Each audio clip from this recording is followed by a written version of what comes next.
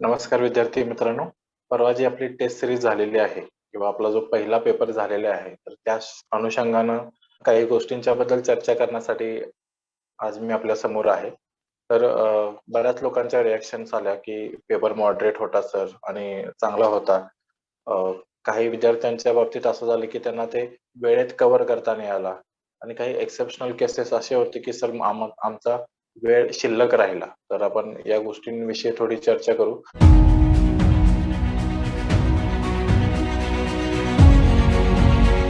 तर आपण अशा विद्यार्थ्यांच्या बाबतीमध्ये चर्चा करू, की त्यांचा पहिला पेपर कव्हर झालेला नाही.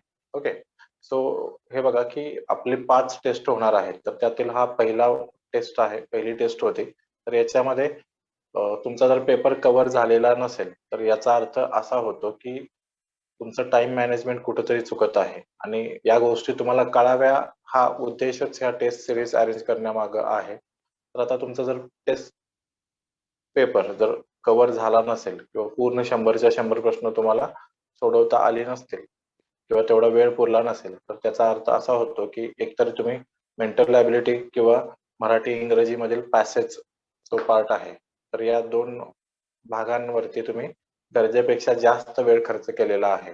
ओके. तुम्हाला हे एनालिसिस करायला जमलं नाही, की बुद्धिमत्ता चाचणीचा हा पर्टिक्युलर क्वेशन जो आहे, हा खूप टाईम स्पेंड करतोय.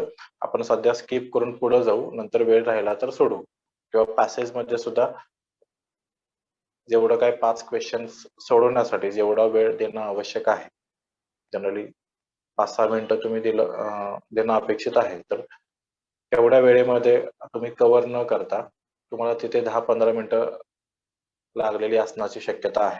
त्याच्यातून होतं काय बघा, की पॅसेजच्या बाबतीमध्ये एकतरी कॉन्सन्ट्रेशन खूप जास्त लागतं. आता हे सेम तुम्हाला बुद्धिमत्ता चाचणी सुद्धा इथं सुद्धा लागू पडेल. इथं खूप फोकस्ड अप्रोच लागतो. मन खूप शांत लागतं आणि जरी समजा एक्झाममध्ये तुम्ही पेपर सोडवत असताना तुमचं कॉन्सन्ट्रेशन जरी चांगलं असलं, तर आपण एका स्ट्रेस खाली असतो आणि अशा वेळी तितकं ते ग्रास्पिंग होत नाही.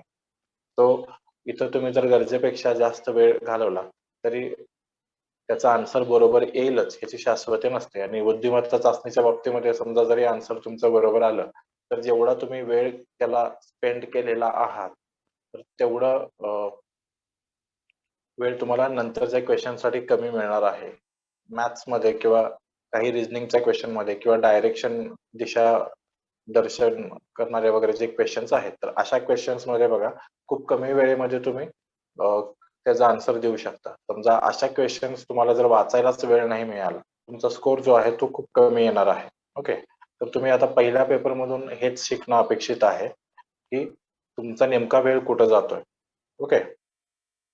तुमचा जर पॅसेजमध्ये जास्त वेळ जात असेल किंवा बुद्धिमत्ता चाचणीमध्ये वेळ जात असेल, तर आणखी आपल्याला 4 पेपर आहेत. तिथं तुम्हाला स्वतःची एक स्ट्रॅटेजी डेव्हलप करावी लागेल, की कोणता क्वेशन मला आधी सोडवायचा आहे आणि कोणता नंतर सोडवायचा आहे. एक 3-4 क्वेशन झाल्यानंतर आपण पेपर कशा पद्धतीनं सोडवला पाहिजे याच्यावरती डिटेल डिस्कशन करणार आहोत. आता फक्त पहिल्या पेपर नंतर तुम्हाला स्वतःला जे अनुभव येत आहे, तर त्याचं सेल्फ एनालिसिस करा. आता काही विद्यार्थ्यांच्या बाबतीमध्ये टाईम शिल्लक राहिला होता. तर ते सुद्धा चुकीचं आहे. तुम्ही जर पेपर सोडवला असाल आणि समजा एक 10-15 मिनिटं आधीच तुमचा पेपर संपतोय, तर ते सुद्धा खूप घाईनं पेपर सोडवता याचा अर्थ होतोय. एकतर मग तुमचा अभ्यास झालेला नाहीये, त्यामुळे तुम्हाला बरेचसे क्वेशन्स माहीतच नाहीयेत. त्यामुळे लवकर तुमचा पेपर सोडवून झाला, असा एक अर्थ काढता येईल किंवा समजा तुमचा अभ्यास पण झालेला आहे, पण अशा केसमध्ये तुम्ही खूप घाई-गडबडीनं पेपर सोडवताय. तर तुम्ही सगळ्यात पहिला हे चेक केलं पाहिजे, की तुमच्या सिली मिस्टेक्स किती होतायत. ओके.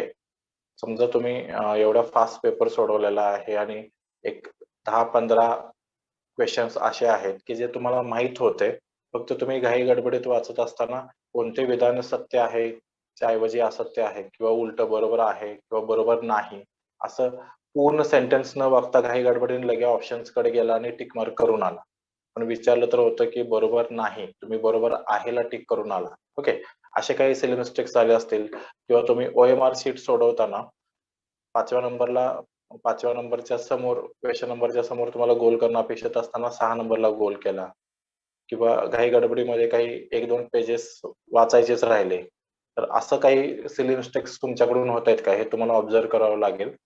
कारण एक तरी तुम्हाला म्हणजे सगळ्या विद्यार्थ्यांसाठी सांगतोय, की जेवढे क्वेश्चन्स आहेत ते तुम्ही त्या 1 तासामध्ये सगळे तुमच्या डोळ्याखालून तरी गेले पाहिजे. म्हणजे असं होणं खूप चुकीचं आहे, की शेवटच्या 10 क्वेश्चनला मला वाचायलाच वेळ नाही मिळाला किंवा घाई-गडबडीमध्ये एखादा पण मी पुढे गेलो डायरेक्ट आणि नंतर करूया म्हणून ते तसंच राहून गेलं. ओके. कारण तुम्ही वाचायचंच राहिलेले आहेत, असे क्वेश्चन जर काही असतील, तर त्यातले तुम्हाला निम्मे तरी सुटू शकतात. जर तुम्ही वाचलंच नाही, तर ते पूर्णपणे तुमचे मार्क्स वाया जाणार आहेत. ओके. सो या पद्धतीने एकदा तुम्ही शांतपणे पेपर समोर ठेवा आणि एकदा एनालिसिस करा, की माझे या पेपरमध्ये सिली मिस्टेक्स किती झालेले आहेत किंवा मी खूपच असं कॉन्झर्व्हेटिव्ह राहून पेपर सोडवलेला आहे का? फॉर एक्झाम्पल मला जेवढे येतायत तेवढंच मी सोडवून आलेलो आहे आणि मग माझा अटेम्प्टच कमी झाला आहे. समजा ज्यांचे अटेम्प्ट फक्त 60 किंवा 70 झालेले असतील, तर यांनी मग काही क्वेशन्स असे होते का जिथं मला ऑप्शन्स कॅन्सल करून एलिमिनेशन मेथड मधून काही आन्सर देता आले असते. ओके. तर हे थोडं तुम्हाला स्वतःला एनालिसिस करावं लागेल. याच्यावरती जसं मी मगाशी सांगितलं, की खूप डिटेलमध्ये आपण चर्चा करू नंतर. फक्त आता मी याच्यावरती बोलत नाही कारण तुम्हाला स्वतःला स्वतःच्या एक्सपिरियन्स मधून हे कळून दे, की इथं माझा वेळ चाललाय किंवा इथं अशा पद्धतीनं सिली मिस्टेक्स होतायत किंवा सिलेबसचा हा पोर्शन जो आहे, तो थोडा माझा वीक वाटतोय कारण याच्यावरती मला क्वेशन सोडवता नाही आले टेस्ट पेपरमध्ये. हे स्वतःचं स्वतः एनालिसिस करा. ओके. टेस्ट सीरीज लावण्यामागचा एकच उद्देश आहे, की तुम्हाला तुमचा वीक पॉइंट्स कळावेत आणि दुसरा महत्त्वाचा याचा ऑब्जेक्टिव्ह असा आहे, की तुम्हाला टाईम मॅनेजमेंट चांगलं जमलं पाहिजे. ओके. त्या 1 तासामध्ये तुम्हाला शांतपणे पेपर सोडवता आला पाहिजे. तुम्हाला तुमचे स्ट्रॉंग पॉइंट्स माहिती असले पाहिजेत, वीक पॉइंट्स माहिती असले पाहिजेत.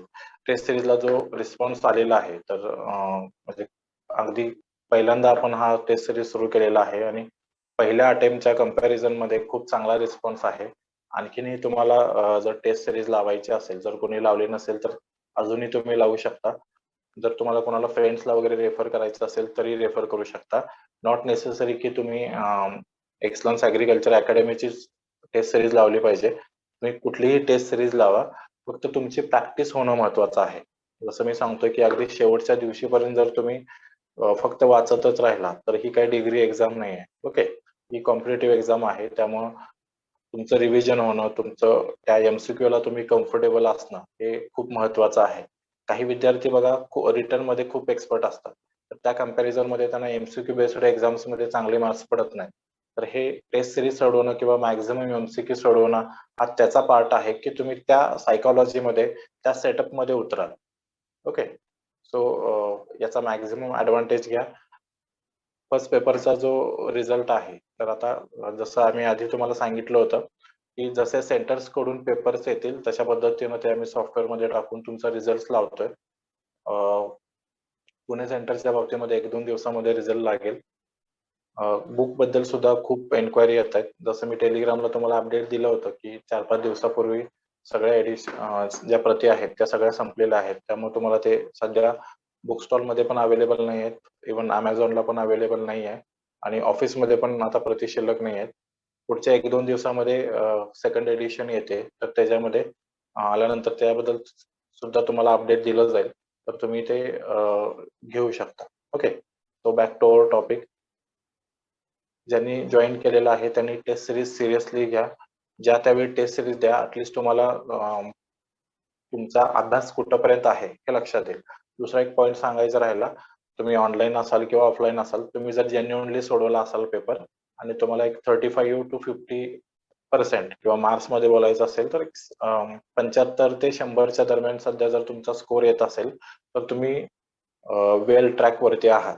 ओके. तुमची डायरेक्शन योग्य आहे. आता फक्त तुम्हाला राहिलेल्या महिन्याभरामध्ये तुम्हाला व्यवस्थित रिव्हिजन करायचे आहे. तुमचं टाईम मॅनेजमेंट व्यवस्थित करायचं आहे आणि तुमच्या वीक पॉइंट्स वरती काम करायचं आहे. ओके. ज्यांचा स्कोर 75 पेक्षा थोडा कमी येतोय, तर त्यांना आणखीन वेळ देणं अपेक्षित आहे. त्यांच्यासाठी सुद्धा महिना सफिशियंट आहे.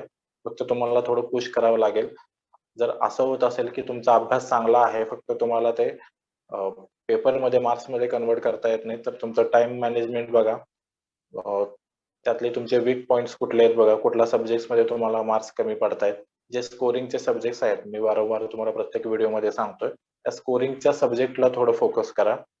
निश्चितच तुम्ही क्वालिफाय होऊ शकता. ओके. तर आपण सध्या इथं थांबतोय. Thank you.